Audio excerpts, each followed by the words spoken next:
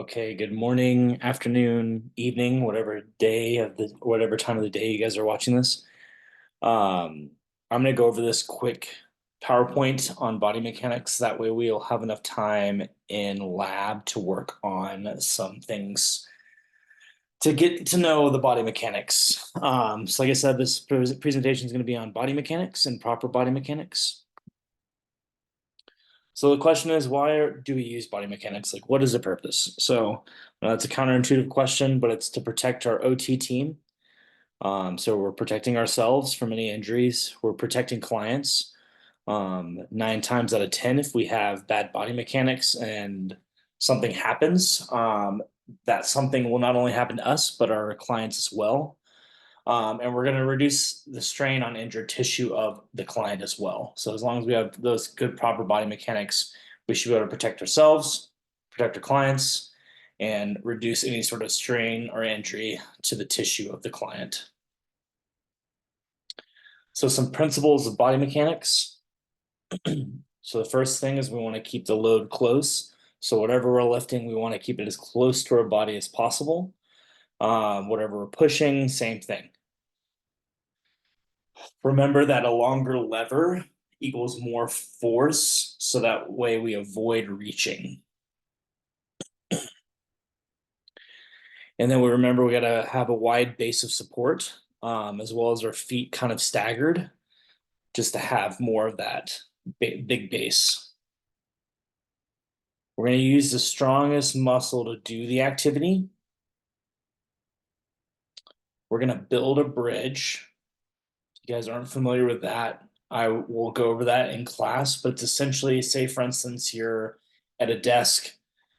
You drop a pencil, drop something on the ground, and if you're right hand dominant, you're using your left hand to prop yourself on the desk. You're in standing, and you're kind of pivoting down, and you're kind of reaching and using like almost like a golfer's reach to reach with your right hand. Again, I'll go over that in class when we meet next time. You want to turn with your feet. Again, not a 9 times out of 10 injuries occur when we're twisting or torquing. If we're moving with our feet, our body can move with the feet. It decreases the risk of injury. Kind of building off of that, you're never wanting to twist, especially when lifting or carrying an item. You want to keep our back curves in, including the chin as well. And we want to lean towards or gravitate towards pushing, pulling, or sliding an object instead of the lifting or carrying of an object as much as we can. I know sometimes this isn't always possible, but the more we can push, pull, or slide versus lift or carry, the better off we'll be. And the safer your back will be. And then we also want to remember that push is much better than pull in these situations. So those are our principles. So again, keeping the load close, so you can see in this first image, the man is kneeling down, getting really, really close to the object that he's carrying, and then he's going to pull and push up versus the incorrect way, which I'm super guilty of doing this, and I know no one's perfect on this. But bending kind of at the waist, looking like that, and just bending like super far away and reaching super far away from it. So you can see in this image right here, the man's letting his arms dangle and literally just using his arms. He's not using the biggest muscle. Another image of keeping the load close. So that's lifting and placing an object as well. So remember, you want good body mechanics for the lifting as well as the placement of the object.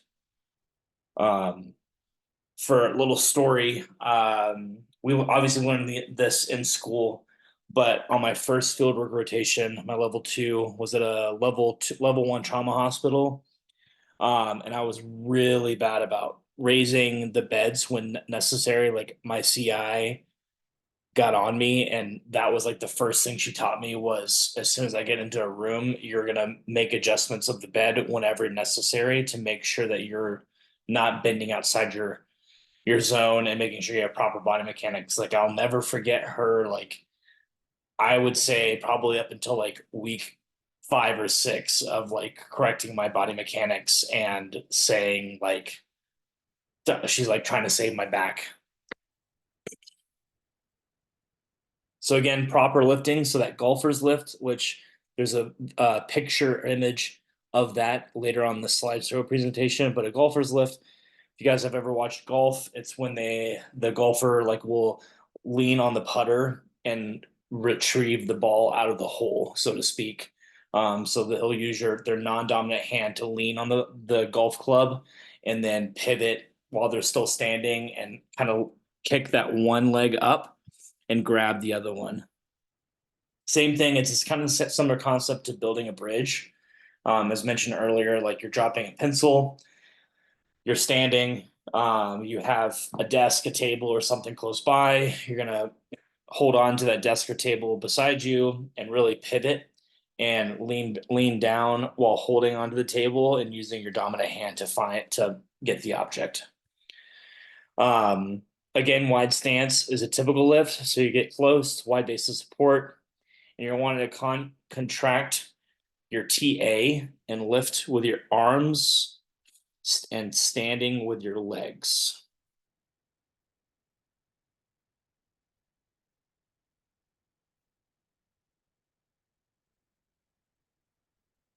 So your TAs are your transverse abdominis, so that's the inner abs. And then up on one leg lift are some other proper lifting techniques that we'll learn about. So this is that up on one leg lift, kind of similar to like a tall kneel with like a squat almost. So you're kind of, you see the lady is very close. So the object's very close to her body.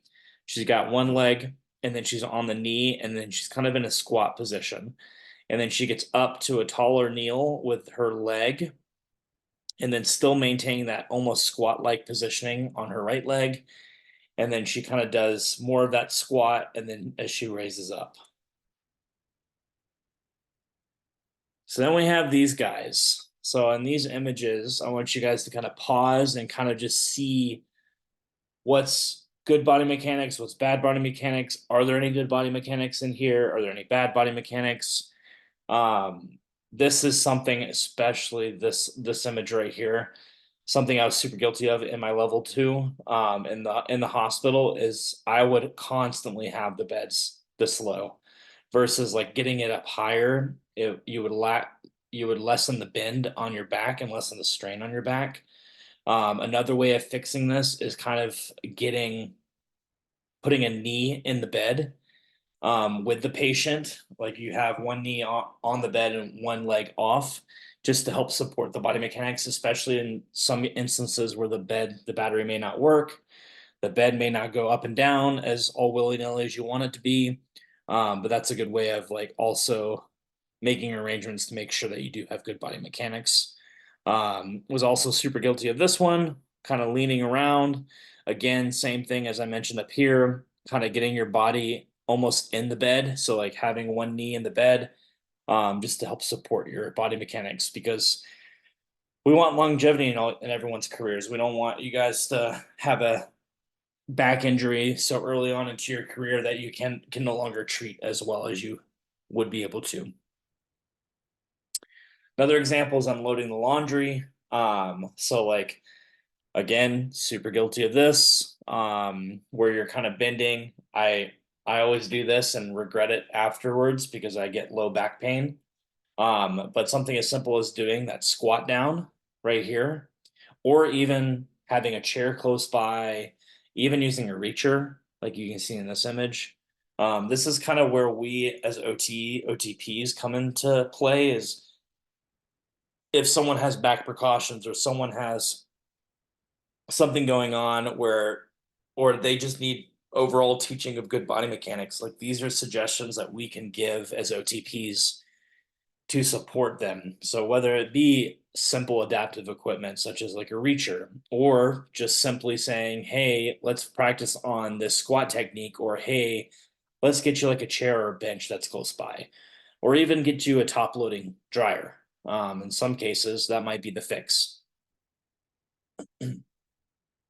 Okay, this is the golfer's lift I was talking about. So this image right here, so kind of you see he's holding the golf club with believed to be his non-dominant hand, and then he's reaching into the cup to get the ball, and then he's swinging out that left leg as well. And this can go either way. There's no you have to do it where you swing your left leg and brace yourself with your left arm. There's obviously two different ways of doing it. Same thing with this right here, kind of doing those proper body mechanics as well. So that's what a golfer's lift is. Okay, that is the end of our PowerPoint.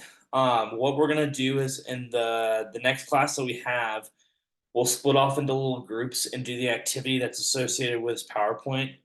So no need to worry about the ending slide. But we'll go through that, and then we have a lab to go through and partners as well. So I hope you guys have a good rest of your morning, afternoon, night, and I will see you guys next kinesiology class. Okay, bye.